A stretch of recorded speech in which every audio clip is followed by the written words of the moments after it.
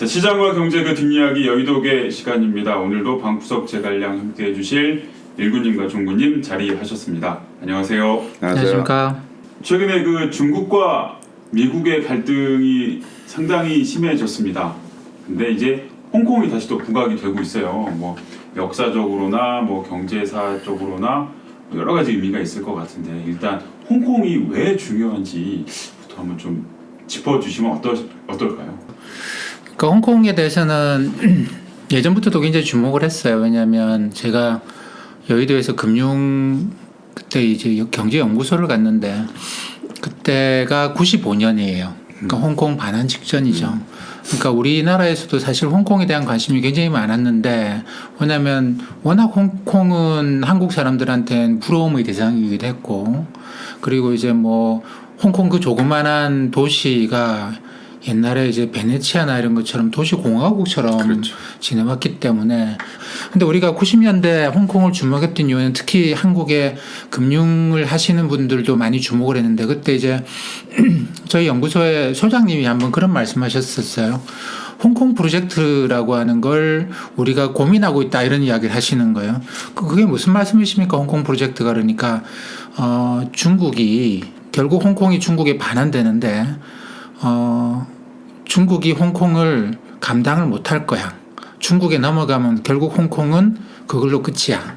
그러면 그 홍콩의 아시아 금융 허브 기능을 우리가 가져오면 어떨까? 이게 홍콩 프로젝트라는 거예요. 그러니까 우리도 이제 뭐 이 일부 지역을 가령 인천 이런 지역을 굉장히 홍콩처럼 자유롭게 만들고 뭐 세금도 홍콩은 소득세 10% 정도만 내기거든요. 바꿔주고 그 다음에 이제 영어권으로 하고 이 국가 권력이 작동 안 하게 하고 이런 식으로 해서 아시아의 금융허브로 우리 일부 지역을 떼서 홍콩으로 만들면 어떨까? 그걸 이제 그 당시에 금융하는 학자들이 홍콩 프로젝트라고 하는 이름으로 이야기를 했었어요. 제가 이제 홍콩에 관심을 갖기 시작한 그때고 그래서 홍콩이 왜 홍콩이냐? 저기가 왜 아시아의 금융허브로 기능을 하느냐? 근데 금융허브라고 하는 거는 그런 거죠. 그 우리나라는 외국인들이 투자를 하긴 합니다만 우리나라에 돈을 갖다 놓고 돈을 가져오고 난 다음에 그때부터 뭘 살까 찾아보고 다니고 우리나라에 돈 가져온 거 가지고 중국에도 가보고 뭐 저기 대만에도 가보고 일본에도 가보고 하면서 살 걸 골라서 그 다음에 이 돈을 투자를 하는 게 아니고 우리나라는 그냥 딱 우리나라에 와서 살만한 게 있으면 그때 돈이 와요. 그렇죠. 예. 근데 홍콩의 금융허브라는 건 뭐냐면 홍콩에 일단 글로벌 금융자본이 자본이 일단 들어오고 그러고 난 다음에 회사를 하나 만들고 그리고 이제 이 사람들이 이 주변을 다 돌아다니는 그래서 살 게 있으면 여기 이미 들어와 있는 돈으로 산단 말이죠. 이게 금융허브거든. 그렇기 때문에 이게 고용 창출이나 외화 유출입이나 이런 측면에서 우리의 외국인 투자자금 유출입하고는 상상을 초월할 어마어마한 격차가 존재를 하는 것이고 그래서 이제 당연히 그 금융허브 생각을 많이 했던 것이죠. 근데 그때 우리 소장님이 하셨던 말씀이 뭐냐면 핵심은 고정환율제라는 거예요. 네. 이 홍콩이 왜 돈이 달러가 들어가 있겠어요? 달러하고 고정돼 있으니까 우리는 폐거제를 그렇죠? 하고 있죠. 폐거제니까 우리는 그게 안 된단 말이에요. 근데 그러면서 이제 하시는 말씀이 금융하는 사람들하고 제조업 쪽하고는 이건 굉장히 심한 갈등 구조라는 거예요. 당시에 저는 이제 은행계 연구소에 있었기 때문에 금융 쪽의 사람들은 그런 생각을 합니다. 우리도 홍콩처럼 금융허브를 가봅시다. 제조업에 있는 사람들은 왜냐하면 그 당시에도 제조업 쪽에 그러니까 대기업의 연구소들이 있었거든요. 이쪽에서는 말이 되는 소리를 해라. 환율을 고정시켜 놓는다고? 그렇지. 홍콩 봐봐라. 제조업 다 망했다. 그 홍콩 항생시장에서 그 시가총액 상위 기업들 보면 전부 다 금융, 부동산밖에 없어요. 제조업 없어. 네. 환율을 고정시켜 놨는데 이게 상황이 변함에 따라서 국내 제조업이 미국은 제조업도 없는데 이쪽 산업하고 경쟁력을 같이 만들어 간다고? 있을 수 없는 일이다. 그럼 제조업 다 망한다. 지금 홍콩 프로젝트라는 게 말이 되냐? 뭐 이런 식이었어요. 그래서 이제 제가 그 다음에 그러면 핵심은 고정환율제인데 얘들이 언제 무슨 생각으로 고정환율제를 시작했을까라고 따지고 들어가 봤더니 결국 그 영국의 브레인과 홍콩의 이제 브레인들이 뭐 이게 결국 이제 중국에 반환되고 나면 제조업은 중국의 제조업이 홍콩에 뭐 몇 개 뛰어난 기업들이 있기는 하겠죠. 그때도 기술만 가져가고 나면 이건 의미 없어지거든. 그러면 제조업은 다 망한다는 거예요. 그러면 홍콩이 그대로 유지가 되려고 하면 어떻게 해야 되는가를 고민하다가 그래 중국은 사회주의 국가이기 때문에 서방 자본이 안 들어가려고 할 거다라는 시스템이 너무 달라요. 뭐 파산법이니 뭐 재산 보호 이런 것들이 너무나 달라. 헌법의 재산 보호라는 게 자본주의하고는 다르게 돼 있거든요. 그렇죠. 그래서 이게 소송 붙으면 어떻게 될지 모르는 거예요. 자기 돈이라고 하더라도.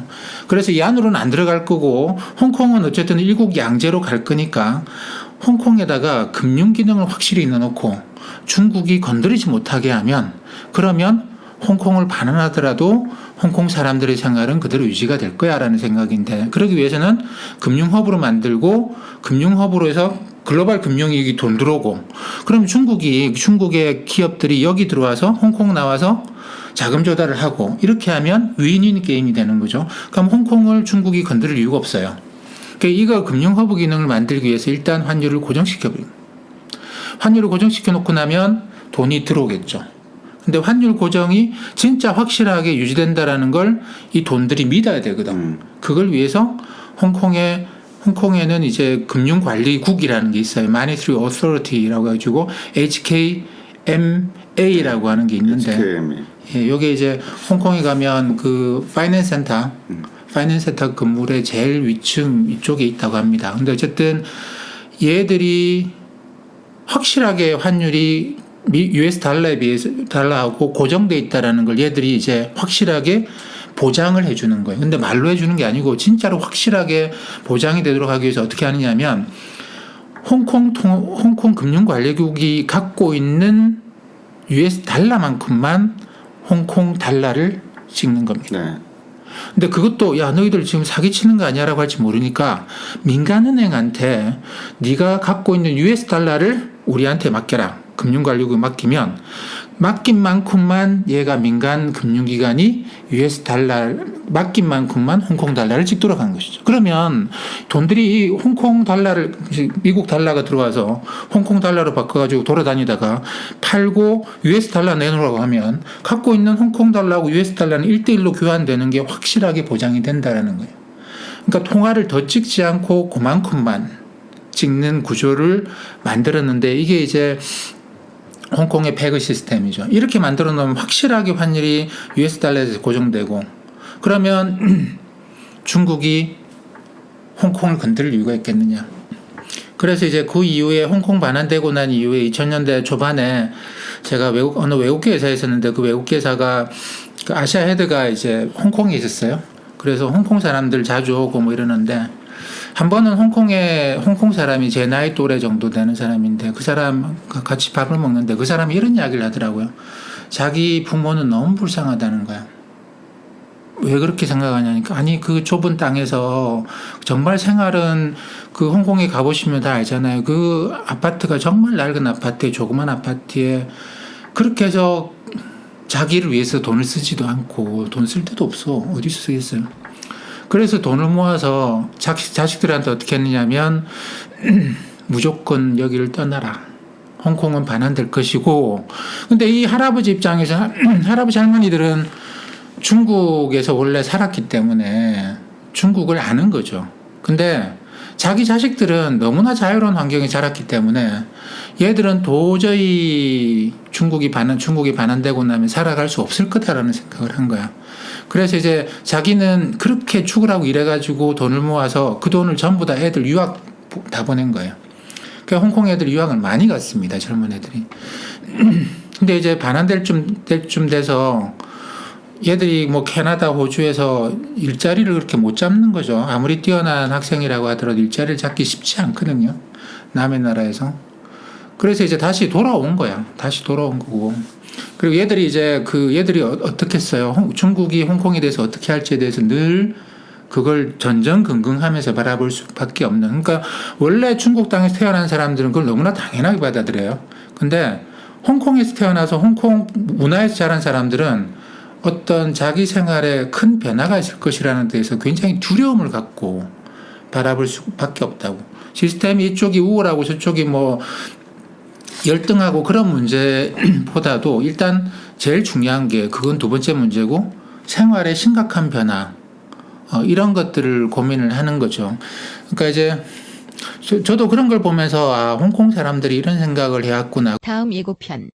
미국이 정말로 중국을 괴롭히고 싶으면 홍콩을 괴롭히면 중국이 제일 괴로워할 것이다. 사실 어떻게 보면 홍콩 경제를 미국이 주무르는 건 너무 쉬운 일 아니에요? 국가보안법이라는 거 훅 던지는데 중국의 카드였다고 이게?